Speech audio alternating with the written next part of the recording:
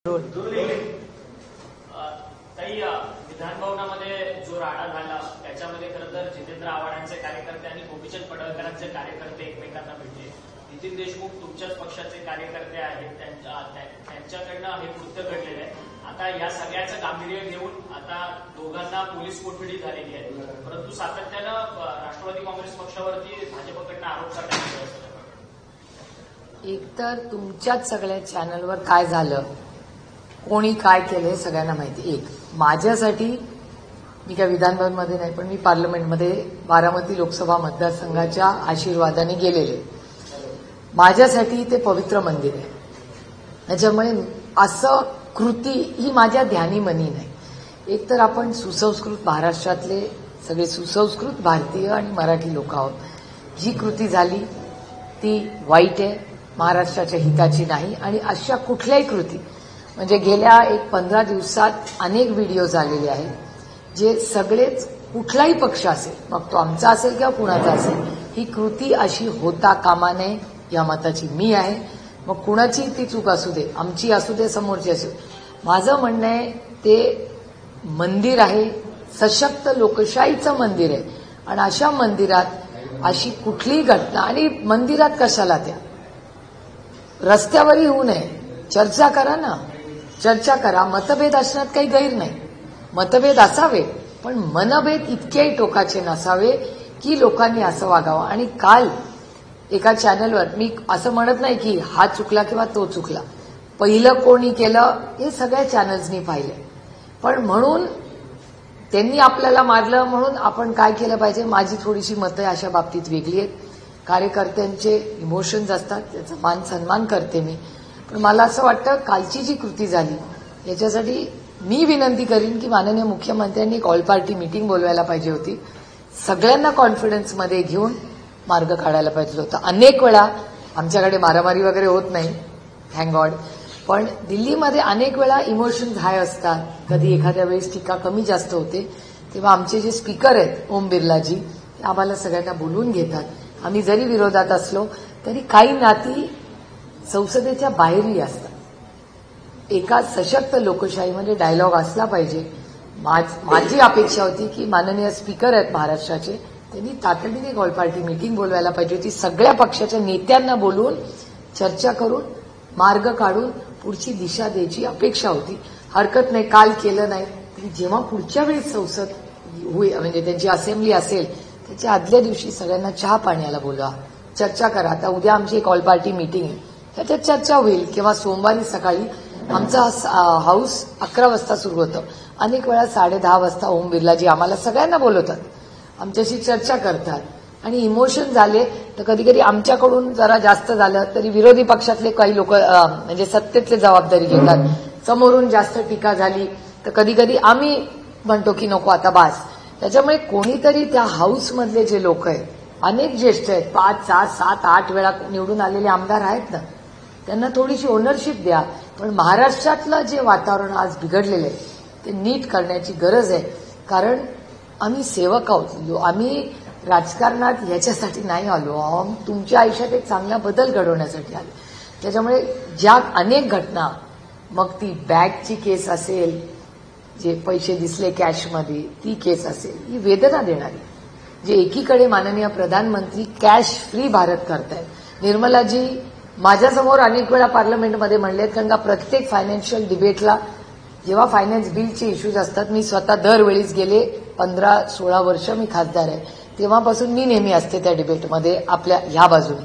त्यामुळे अनेक वेळा कॅशलेस भारत करण्याच्या प्रयत्नात एक बॅग कॅशची मिळते, मग काहीतरी अंधश्रद्धा कुठेतरी काहीतरी चाललेलं असतं. त्याच्यानंतर आणि काही घटना, हाणामारी, हे महाराष्ट्राची संस्कृती नाही. 2-4 लोक असं वागतात म्हणून प्रत्येक मराठी माणूस असा नाही. आणि माझी विनंती आहे सगळ्या आमदारांना, सगळ्याच, आणि त्यांच्या कार्यकर्त्यांना माझी हात जोडून विनंती की ह्याच्यात महाराष्ट्रात आज व्हिडिओ आणि टीव्हीमुळे तुम्हाला माहिती असेल, तुम्ही सगळे मीडियामध्ये आहात म्हणून, पण प्रत्येक राज्यामध्ये त्यांच्या भाषेमध्ये ट्रान्सलेट होऊन ही बातमी सगळीकडे देशात पोहोचलेली, सगळीकडे. आणि अनेक राज्यातल्या लोकांनी मला व्हिडिओ पाठवले त्यांच्या भाषेमध्ये की ताई क्या हो गया, ताई म्हणजे बहीण, प्रेमाने मला ताई म्हणतात सगळे तिकडे पण. तर त्यांनी एक व्हॉट इज दिस, क्या हुआ. आता उद्या मी जाणार आहे सकाळी ऑल पार्टी मीटिंगमध्ये. पहिला मला प्रश्न विचारतील की महाराष्ट्रात काय चाललंय. त्याच्यामुळे तुमचे मतभेद जरूर असतील, पण त्याच्यामुळे महाराष्ट्राचं नाव खराब होऊ नये याची जबाबदारी आम्ही सत्तेतल्यांची तर आहेच, पण आम्हीही ती घेतली पाहिजे हे मी प्रांजळपणे कबूल करते. कारण का सत्तातले लोक ते घेताना दिसत नाही आहेत आणि माझी देवेंद्रजींकडून जास्ती अपेक्षा होती, कारण का मी देवेंद्रजींना सुसंस्कृत समजते. नाही, पण तुमच्या संसदेत ऑल पार्टी मीटिंग होताना पाहायला मिळते, तिथे एक वेगळा समजूतदारपणा अधिवेशन सुरू होताना पाहायला मिळतं. पण दुसरीकडे असेंब्ली म्हणजे विधानसभेमध्ये कुठेतरी विरोधकांची संख्याबळ कमी असल्यामुळे सत्ताधारी हा संपूर्ण असेंब्ली सेशन रेटताना पाहायला मिळतात का विरोधकांचं तोंड दाबून सेशन चालू पाहतात. हे खूप दुर्दैवी आहे, कारण एका सशक्त लोकशाहीमध्ये जर आत बोलता येत नसेल तर ती लोकशाही कसली, मग त्याला दडपशाही म्हणतात. आणि जर सत्तेतलेच लोक सत्तेचा गैरवापर करणार असतील तर मग त्याचा तरी कधीतरी उद्रेक होतो. आणि मला असं वाटतं स्वाभिमानी मराठी माणसांची ज्या पद्धतीने आज महाराष्ट्रात परिस्थिती आहे ही अतिशय चिंताजनक आहे. माझी विनंती आहे सरकारला की तुम्ही थोडासा समजूतदारपणा दाखवावा. तुमच्या लोकांना ज्या पद्धतीने सत्तेतले लोक आज वागतायत ही महाराष्ट्राची संस्कृती नाही. आणि त्याच्यात महाराष्ट्राचंही नाव होतं आणि सत्तेतल्या लोकांचंही होतंय. आणि ते फक्त राज्यात होत नाही, देशात होतंय. आणि मला असं वाटतं माननीय मुख्यमंत्र्यांनी जी नाराजी होती ती व्यक्त केलेली असं तुमच्या चॅनल्सवर दाखवलेलं आहे, पण ती नाराजी कृतीमध्ये व्हावी एवढीच आमची अपेक्षा. ज्या पद्धतीने काल ही घटना घडली किंवा ज्यांच्या कार्यकर्त्यांनी नितीन देशमुख यांना मारलं ते आमदार तिथेच उभे होते, ते हा संपूर्ण प्रकार थांबवू शकले असते, पण ते पुढे गेले नाही. त्यांना मुद्दामून जाणून बुजून हा सगळा प्रकार घडवून आणायचा होता का? हा प्रश्न तुम्ही मला विचारायची ऐवजी महाराष्ट्राच्या माननीय मुख्यमंत्री आणि माननीय स्पीकरांना विचारला पाहिजे. कारण का जेव्हा आम्ही पार्लमेंटमध्ये असतो तेव्हा तिथली सिक्युरिटी ही सगळी स्पीकरची असते, जे इथे असेंब्लीमध्ये तोच कायदा आहे. आणि ओम बिर्लाजी ह्या बाबतीत आमचे टोकाचे राजकीय मतभेद आहेत, पण जेव्हा पार्लमेंटचा विषय येतो तेव्हा सगळे खासदार असल्या बाबतीत आम्ही सगळे एक असतो की संसदचं नाव खराब होता कामा नये. कारण का संसद हे आमच्यासाठी हे एक मंदिर आहे, हे एका लोकशाहीचं मंदिर आहे आणि आम्हाला अधिकार नाही त्याचं नाव खराब करायचा. कारण का असंख्य लोकांचे कष्ट त्या मंदिरात आहेत. त्याच्यामुळे त्याचं नाव जेव्हा खराब होतं तेव्हा प्रत्येक आमदार आणि आजपर्यंत कैलासाची यशवंतराव चव्हाणांनी जो मंगल कलश महाराष्ट्राचा आणला तो खूप कष्ट करून आणलेला आहे, त्याला हुतात्मेही झालेले आहे. त्याच्यामुळे त्या सगळ्यांचा अपमान परवा झाला हे मी खूप जड अंतकरणाने म्हणते. अशा घटना होत आहेत त्यामुळे महाराष्ट्राची जी राजकीय संस्कृती पुढे जे केली जातात याआधी पण आपण जर पाहिलं तर दोन्ही पक्ष फुटले आणि त्यानंतर ते राजकारण जोडून निघालं, त्याचे पडसाद उमटतात विधान भवनावरती, त्यामुळे अशा घटना होत आहेत. शक्यता नाकारता येते. इतकं दूषित वारं महाराष्ट्रात कधीच नव्हतं. ज्या पद्धतीने लोक वागतायत ही नवीन, ही खूप वेगळं महाराष्ट्र आहे. मला नाही हा महाराष्ट्र माहिती. ज्या सुसंस्कृत महाराष्ट्रात माझा जन्म झाला, ज्या संस्कारात मी वाढले, ज्या कैलासाची यशवंतराव चव्हाणांनी जेवढा आपल्या सहकाऱ्यांचा सन्मान केला तेवढ्याच विरोधी पक्षाचाही केला, त्यालाच सशक्त लोकशाही म्हणतात. पण लोकशाहीमध्ये प्रत्येक वेळेस तुम्ही कोणाला तरी घाबरून त्यांचे इन्स्ट्रक्शन्स घेऊन जर वागणार असाल तर देशाने राज्यासाठी ही अतिशय म्हणजे चिंताजनक आहे. हे कुठल्याही राज्यासाठी, आपल्या नाही कुठल्याही. आणि हे दुर्दैव आहे की सुसंस्कृत महाराष्ट्रात पहिल्यांदाच होताना आपण. राष्ट्रवादी काँग्रेस अजित पवारांचे जे प्रदेशाध्यक्ष सुनील तटकरे त्यांनी एक महत्वाचं विधान केले की दोन्ही राष्ट्रवादी एकत्रीकरणाच्या संदर्भात आम्हाला भाजपच्या पक्षश्रेष्ठींबद्दल बोलावं लागेल असं ते वक्तव्य सूचित करतात. अर्थातच या वक्तव्याकडे आपण कसं पाहतो? मी तुम्हाला सांगू, मी एक तर खूप स्पष्ट बोलते आणि जे खरं आहे तेच बोलते. पण माझ्या आईने केलेल्या संस्कारामध्ये एवढी माझी ताकद आहे की माझ्या पोटात खूप गोष्टी राहतात. एक, आणि जेव्हा आम्ही अलायन्स केले तेव्हा आम्ही अलायन्समध्ये नेहमी सन्मानच केला.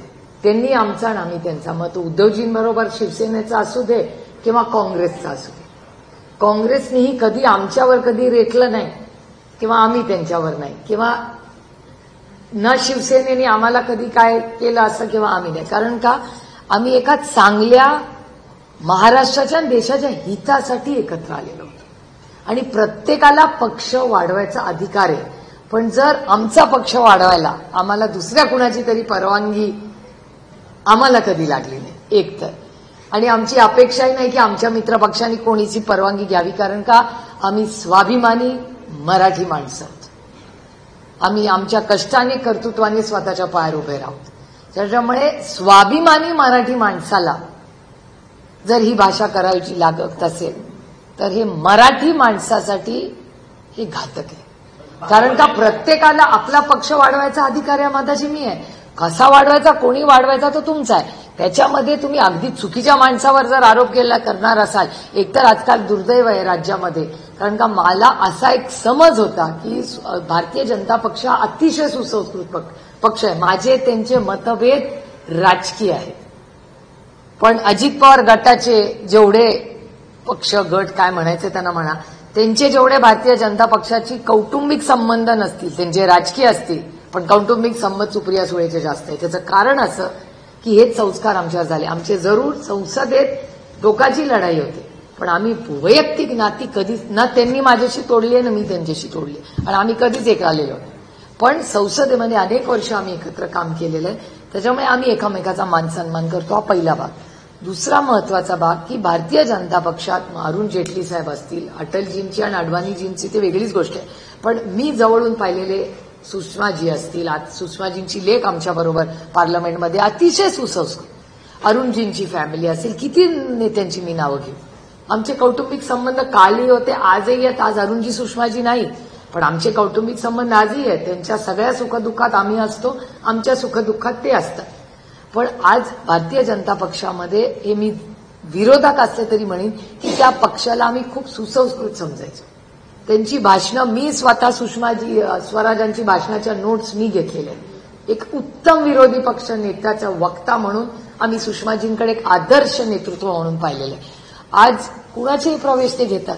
तुमच्याच चॅनलनी घेतलं, कोण नाशिकचे जे कोण आहेत त्यांचा जो प्रवेश घेतला, हे मला शॉकिंग होतं की अरे एवढी सुसंस्कृत भारतीय जनता पक्ष त्यांनी या नाशिकच्या या ग्रहस्थाचा प्रवेश घेतलाच कशा. कारण जे सुसंस्कृत भारतीय जनता पक्ष मी पाहिलाय गेले अनेक वर्ष, त्याच्यात हा माणूस बसतच नाही. ही संस्कृतीच नाही भारतीय जनता पक्षात. आणि आज गंमत अशी झाली, माझाच मतदारसंघ बघा, लांब कशाला जायचं. माझ्या ज्या लोकसभा मतदारसंघात मी आज काम करते त्याच्यात काँग्रेस मुक्त भारत म्हणून त्यांनी मतं मागितली की नाही. ते सगळे काँग्रेसचे मोठे नेते जे यशस्वी आहेत, कर्तृत्ववान आहेत, मी कधीच म्हणणार नाही, कारण का दे आर टॅलेंटेड, काही वादच नाही. ते सगळी टॅलेंटेड यंग टीम जी आहे, जी काँग्रेसची ओरिजिनल डीएनए आहे, ती आज सगळी भारतीय जनता पक्षात आहे. मग ओरिजिनल भारतीय जनता पक्षातलं राहिलं कोण. माझाच मतदारसंघाचं फक्त एक बघा, 100% काँग्रेस आज भारतीय जनता पक्षात आहे. मग ते जे भारतीय जनता पक्षाने ज्यांनी सतरंज्या होतात, त्या विरोधी पक्षात कष्ट केले, सत्ता नव्हती तेव्हा संघर्ष केला आणि भारतीय जनता पक्षाचा झेंडा घेऊन उभे राहिले, संघर्ष केला, ते भारतीय जनता पक्षाचे कार्यकर्ते नेते गेले कुठे. आज तीच काँग्रेस आहे. मग होती तीच ओरिजिनल बरी होती ना. मग काँग्रेस मुक्त भारत, काँग्रेस मुक्त महाराष्ट्र झाला कसा. सगळी तर काँग्रेस बीजेपीचे आज. सत्तेत असलेली राष्ट्रवादी काँग्रेस आणि शिवसेना ही अमित शहा चालवताना सातत्याने आरोप संजय राऊतांनी केला. त्याला दुजोरा देणारं हे तटकरेंचं वक्तव्य आहे. कारण आज उद्धव ठाकरे यांनी जो इंटरव्ह्यू दिला त्यामध्ये पण म्हणले की शिंदेना जे काही करावं लागतं त्यावेळेस अमित शहाना विचारावं लागतं. घालून टाणून मोदीचं चरण असे केल्याशिवाय त्यांचं काही पाहणार नाही. त्यामुळे हे दोन्ही जे पक्ष आहेत जे सत्तेत गेले, अमित शहा चालवतात, त्यांना दुजोरा देणारे वक्तव्य आहे. तुमच्या प्रश्नातच माझं उत्तर आहे. मला काही बोलायची गरजच नाहीये. त्यांनी स्वतःच ऍक्सेप्ट केलंय ना. तुम्हाला हा प्रश्न विचारायचा का इच्छा झाली, कारण का त्यांनी स्टेटमेंटच ते दिलं ना. मला पुढे काय बोलायची गरजच नाहीये. It's an admission to the crime. जेव्हा माणूसच ऍडमिट करतो त्याच्यावर काय बोलायचं. मग आपण फक्त नमस्कार करायचा. नाही, हे बघा, जेव्हा संजय राऊत साहेब बोलतात ना तेव्हा यांना आवडत नाही की राऊत साहेब बोलतात, राऊत साहेब बोलले आणि ह्या स्टेटमेंटमध्ये अंतर काय आहे. जे माननीय राऊत साहेब रोज बोलतात तेच आज त्यांनी ऍडमिशन केलंय ना. त्याच्यामुळे मग राऊत साहेब चुकीचे कसे मला सांगा. म्हणजे राऊत साहेब बोलतात हे खरं झालं आज, कारण का त्यांनी स्वतःच केलं ना ऍडमिट. संग्राम थोपटे, संजय जगताप भाजपचे काँग्रेसचे माजी आमदार आहेत, भाजपमध्ये आता सध्या गेले आहेत. एकंदरीतच बारामती लोकसभा मतदारसंघ पाहता पवारांना कुठेतरी शह देण्याचा प्रयत्न हा सगळा भाजपकडनं सुरू आहे का, तो अजित पवारांना पण द्यायचा सुरू आहे? कारण की माळेगावची ज्यावेळेस निवडणूक झाली, जे तावरे होते त्यांच्या विरोधात उभे होते, ते सगळी भाजपची ताकद घेऊन उभे होते. अर्थात तुम्हालाही आणि 2029ला अजित पवारांनाही शह देण्याचं काम भाजप करणार आहे. मला नाही सांगते. बघा, ही एक विचारांची लढाई आहे. 29 मध्ये काय होईल मी नाही सांगू शकत. पण एक आहे की ते त्यांचा पक्ष वाढवतात, मला त्याच्यात काही गैर वाटत नाही. पण मला एकच त्याच्यात गोष्ट काय खटकते, त्यांनी स्वतःचं टॅलेंट उभं केलं असतं ना तर मला काय अडचण नव्हती. आणि मग काँग्रेस मुक्त भारत, काँग्रेस मुक्त महाराष्ट्र हे नका म्हणून, स्वतःच्या मिठाला तरी जागा हो. मग तुम्हाला जर काँग्रेस मुक्त भारत हवा असेल आणि काँग्रेसमधलं सगळं टॅलेंटच तुमच्या पक्षात येणार असेल तर मग तुमच्या टॅलेंटचं काय झालं? मग मान्य करा की हो काँग्रेसमधलं टॅलेंट हे चांगलंच आहे, एवढं तरी मान्य करा. काँग्रेसला क्रेडिट तर द्या, कारण का काँग्रेसमधले सगळे टॅलेंटेड लोक आज बीजेपीमध्ये आहेत. काँग्रेसमध्ये आजही टॅलेंट आहे, नाही असं नाही, टॅलेंट आहे. ते प्रत्येकाची काय कारणं असतील आता ह्याच्यात मला नाही जायचं. पण ओरिजिनल डीएनए सगळ्यांचा हा काँग्रेसचा आहे हे मान्यच करायला लागेल. निशिकांत दुबे यांनी म्हटलेलं आहे की जर मोदी नसतील तर भाजपच्या 150 सीट पण येणार नाही.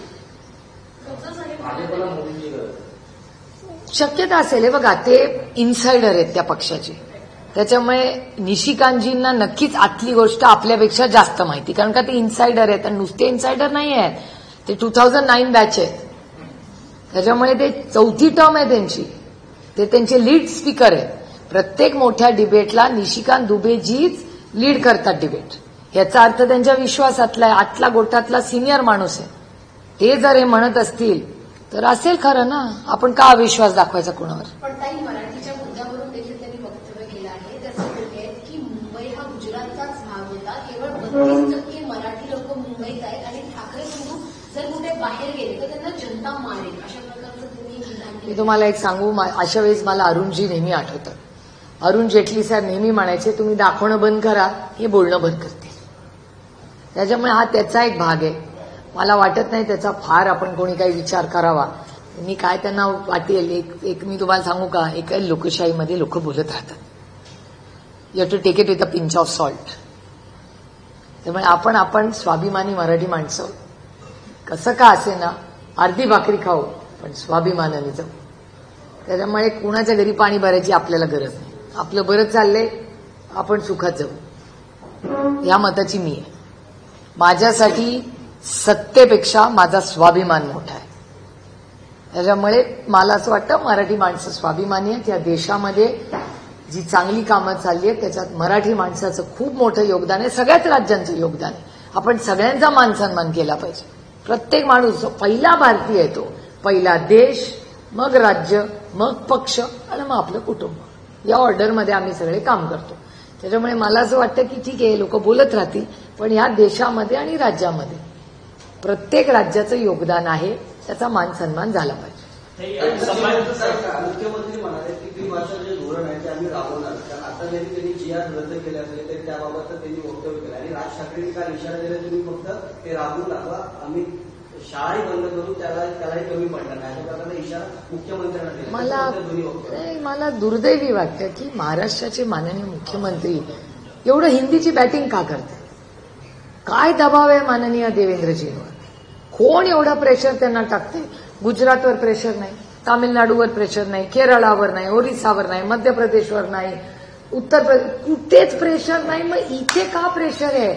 म्हणजे मला काळजी वाटते देवेंद्रजींची की एवढ्या मोठ्या राज्याच्या मुख्यमंत्र्याला का एवढं प्रेशर, कोणाच्या दबावाखाली एवढं करतायत देवेंद्रजी? कारण का महाराष्ट्राच्या मुख्यमंत्रीला दिल्ली कधी एवढं प्रेशर करायची नाही. बिचारे देवेंद्रजी काय एवढं प्रेशर दिल्लीचं घेत आहे हेच कळत नाहीये. काय झालंय काय की त्यांना एवढं प्रेशर आहे? काहीतरी असेलच ना, त्याच्याशिवाय काय एवढं? आणि माझा प्रश्न आहे की तुम्ही कुठल्या बोर्डात शिकला मला माहिती नाही, मी SSC बोर्डात शिकले, माझं काही नुकसान झालं नाही, मला बऱ्याच भाषा येतात. मग माझं म्हणणं आहे की जी एसएससी बोर्ड आहे त्या बोर्डाचा सन्मान करा. ज्याला पोराला सीबीएसई आयसीएसई काय ते फॉरेन बोर्ड जिथे टाकायचं ते आई वडिलांना ठरवू द्या ना. तुम्ही का लादताय? मला विनोद तावडेजी यावेळेस आठवतात. तुम्हाला आठवत असेल काय, तुम्ही खूप यंग आहात तेव्हा, कदाचित विनोदजी मंत्री